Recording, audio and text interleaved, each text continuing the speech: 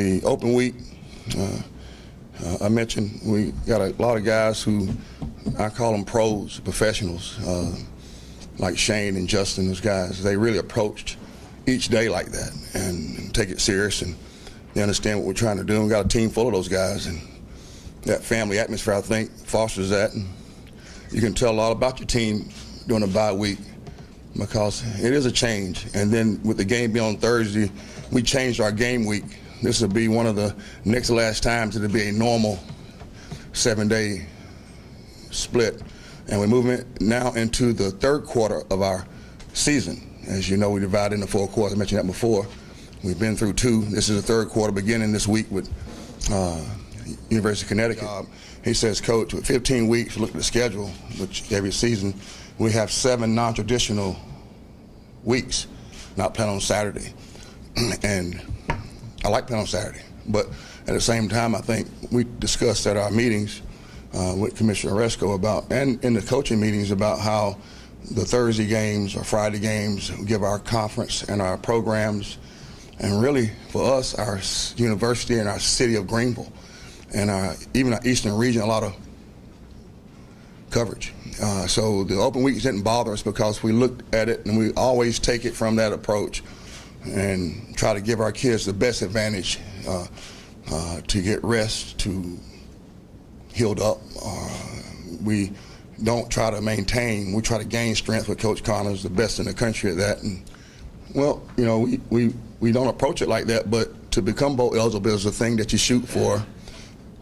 Since I've been in college coaching 29 years, and to coach when it's cold weather. My dad always told me, he said, if you're coaching when you have to wear jackets and it's cold and snow and rainy, you had a pretty good year, you know. So to become bowl eligible, I think it's great for our players and our staff, but our staff's family, wives, our fans, and get a chance to travel. We travel well. We got a great contingent at South Florida, and so becoming bowl eligible, a lot of people are affected positively by it.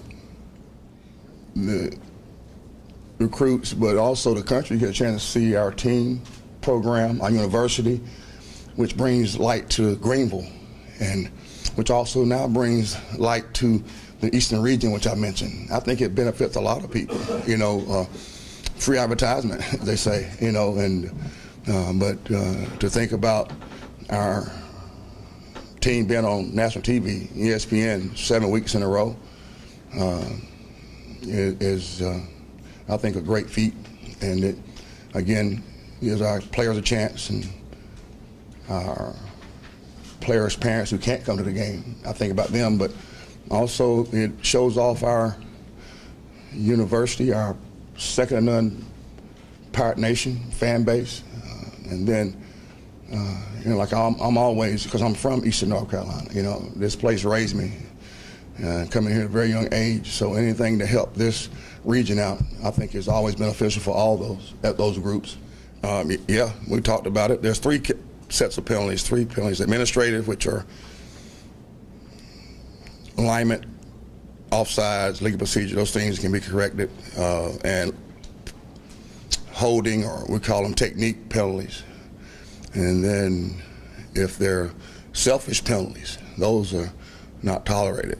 So yes, we have emphasized that, and we have to adjust to how we call. We haven't changed our coaching technique or anything like that. You know, we've been coaching the same way since we've been here. That's why the particular coaches for our offense, or you just don't hire anybody for this offense, for example. We want guys that understand each phase of it. Like, for example, Brandon Jones played in this offense. There's certain offensive line coaches that have played in it that we want to coach in this offense, because you won't understand the system if you don't. So, having been in it for now 15 years, but before 10 years, I didn't understand that. But when I got with Mike, now I see why. Like Dave Nickel played it. He understands that. Donnie Kirkpatrick understands inside receive. Kirk has been around it. Lincoln, of course. Even our graduate assistants, we require them to understand it. So we've coached the same way.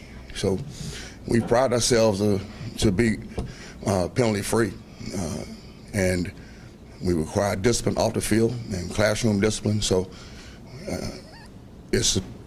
we expect it to carry over on the field too.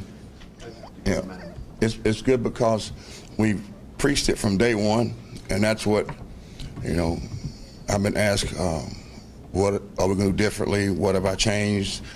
What have we changed? And we've been talking, make plays, do your job, make routine plays, and plan the next play since the beginning. And it's the things we talk about, it carries over and correlates to life. You know, good days and bad days, good things happen in the day. So being able to play the next play in the game, it goes back to the commitment to the team and to the ability to commit to a focus on a vision, because you have to be able to stay focused on that day. Like Thursday, we know it's coming up, but it's not on the plan today. We got to have a great Monday, which in our minds is a Wednesday practice. And we talk about each day, about example today, we want every play today to be the best play. And then once we finish with that, we'll move to tomorrow, which is in our mind a Thursday. That's the first thing. The first thing is they check an NFL guy is they go with Jake, our trainer, and check him. And they go to Coach Collins and see how he works. And they, of course, Brian, of course, but then they meet with me every day on the field. And we let them come to the practice. And I've been more open with them. And disappointed in how they didn't draft our kids, though. I'm still getting over that, you know. All I know is 4 years, a Pirates been on every Super Bowl team that won. So I expect them to look at our kids hard, because we do require them doing the right thing. They do work hard. Coach Connors leaves no doubt for that. You know, that's non-negotiable here. And they are good players, you know, because they don't have a star beside their name as a recruit, don't make, you know. But a lot's going into that, Josh, you know, making sure the kid, because you invest a lot of money. We invest a lot of money into them. You think about flights and hotels and all that to recruit a player. And we have 6 weeks you can recruit them, and a coach can go out and he's talking about either driving or flying to see that guy. And then when I go out, I get one time. I saw one, which I hate about this job. I like to see kids more than once. It's run the football, pro-style offense. Defensively will be an odd front, like our defense, multiple fronts with stunts and coverage changes and blends. Special teams, very solid, well coached. So we'll have to be sound in each area, and we've been focusing on that part with us. Defensively, doing a great job of doing our job, and